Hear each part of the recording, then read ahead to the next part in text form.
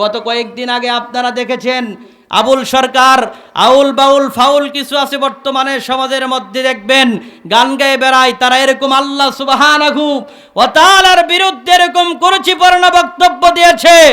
আপনারা সকলেই দেখেছেন আবুল সরকার নামে একজন বাউল ফাউল ব্যক্তি, এই ব্যক্তি আল্লাহ তাআলার শানে এরকম কুরুচিপূর্ণ বক্তব্য দিয়েছে যা আমি আপনাদের সামনে জবান দিয়ে উচ্চারণ করতে পারবো না। এই ধরনের বাউল ফাউল বন্ড যারা আছে, যারা আল্লাহ সুবহানাহু ওয়া তাআলার শানে কুরুচিপূর্ণ বক্তব্য দেয়, আমার রাসূলের শানে কুরুচিপূর্ণ বক্তব্য দেয়, তাদেরকে অচিরেই ফাঁসির কাস্টে ঝুলাতে হবে। জোরে বলুন ঠিক না বেঠিক? আরো জোরে বলুন ঠিক না বেঠিক? এই বন্ডদের আমাদের বাংলার জমিনে ঠাঁই হবে না।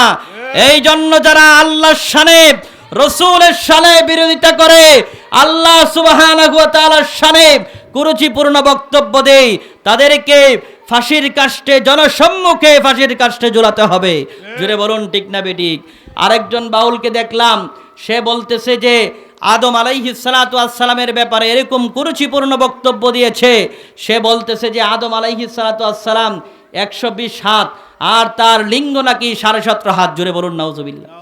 এই ধরনের কুরুচিপূর্ণ বক্তব্য দেওয়ার কারণে আমি বলবো ওই ফাউল বাউলকে সহ আরো যারা এরকম কুরুচিপূর্ণ নবীদের শানে, আল্লাহর শানে দেয়, সবগুলোকে ফাঁসির কাস্টে ঝুলাতে হবে। জোরে বলুন ঠিক না বেটি? প্রিয় বাবাজিরা আমার, এই জন্য আমরা বলবো সত্যিকার ওলি আল্লাহ যারা আছে তাদের সহবতে থাকবেন, কিন্তু বন্ড যারা আছে, এই জন্য অনেকে